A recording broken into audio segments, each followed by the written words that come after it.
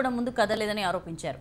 సోనియాపై చర్యలు తీసుకునే ధైర్యం మోదీకి లేదని ఆరోపించారు. అంతకుముందు ఆప్ చేపట్టిన ఆందోళన ఉద్రిక్తంగా మారింది.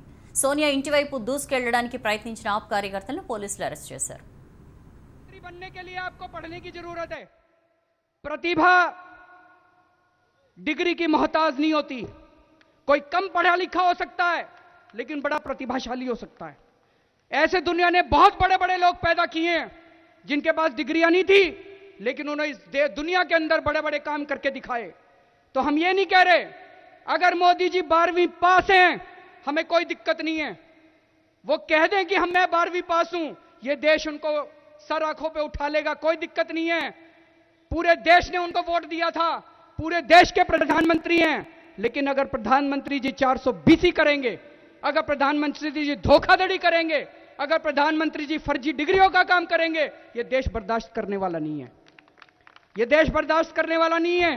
ये पूरा का पूरा मामला धोखाधड़ी का मामला है दोस्तों। हमारे कानून मंत्री तोमर साहब के ऊपर आरोप लगाया गया था कि उनकी डिग्रियां फर्जी हैं। उनको पुलिस ने गिरफ्तार किया, उनको यूनिवर्सिटी में ले गए, बोले बताओ टॉयलेट कहां है, बताओ कौन सी क्लास में बैठा करते थे। उनके ऊपर जब आरोप लगा था, उनके साथ जो कार्रवाई की गई थी, मैं आपसे पूछना चाहता हूं क्या प्रधानमंत्री जी के साथ भी वही कार्रवाई होनी चाहिए कि नहीं होनी चाहिए? दोस्तों, ये पूरा डिग्री का मामला, इसमें कई सारे कागज हम लोगों को गुजरात के कांग्रेसियों ने दिए हैं। गुजरात के कांग्रेसियों से हमने बात करी। गुजरात के कांग्रेसी बोले जी हम 10 साल से आवाज उठा रहे हैं, 10 साल से सर फोड़ रहे हैं, ये गांधी परिवार हमको आवाज नहीं उठाने देता मोदी जी की डिग्री के खिलाफ। इसका मतलब गांधी परिवार के पास मोदी जी के कई घोटालों के सीक्रेट हैं। गांधी परिवार, मैं आपसे पूछना चाहता हूं, पिछले 5-7 दिन से मोदी जी की डिग्री की बातें चल रही हैं, मोदी जी की फर्जी डिग्री का मामला सामने आया है। राहुल गांधी ने बात करी इस बारे में? बात करी राहुल गांधी ने? सोनिया गांधी ने मुंह खोला? किसी भी कांग्रेसी ने मुंह खोला? सारे चुप हैं, सारे चुप है। बड़ी अच्छी सेटिंग है। मोदी जी ने आश्वासन दे रखा है कि हम तुमको गालियां देंगे, अगस्ता वाले केस में गिरफ्तार नहीं करेंगे। सोनिया जी ने इनको आश्वासन दे रखा है हम तुम्हारी डिग्री का मामला नहीं उठाएंगे। दोनों में सेटिंग हो रही है दोस्तों, और सेटिंग केवल गांधी परिवार की नहीं है, मोदी जी पूरी कांग्रेस को बचा रहे हैं। आप लोगों को याद होगा हमारी 49 दिन की सरकार बनी थी।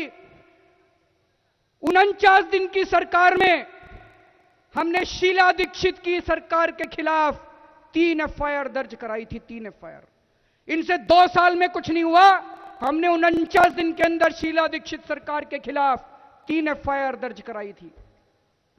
जैसे ही हमारी सरकार गिरी, इन्होंने तीनों फाइलें एक अलमारी में बंद करके ताला लगा दिया। 1 साल तक उसके बाद दिल्ली में राष्ट्रपति शासन था, 1 साल तक उसके बाद दिल्ली में मोदी जी का शासन था। इन्होंने तीनों शीला दीक्षित की फाइलें उठा के अलमारी में ताला लगा दिया। जब दोबारा हमारी सरकार बनी, फिर से हमने ताला खोला, उन तीनों फाइलों पे एक्शन लेना चालू करा, जांच चालू करी, तो मोदी जी तिलमिला गए।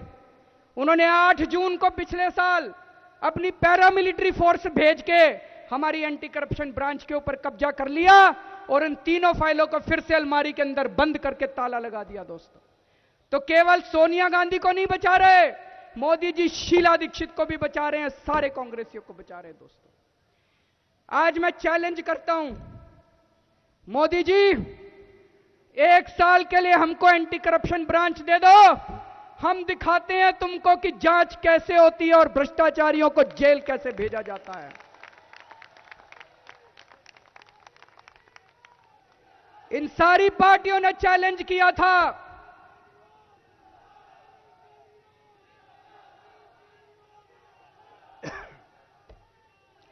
इन सारी पार्टियों ने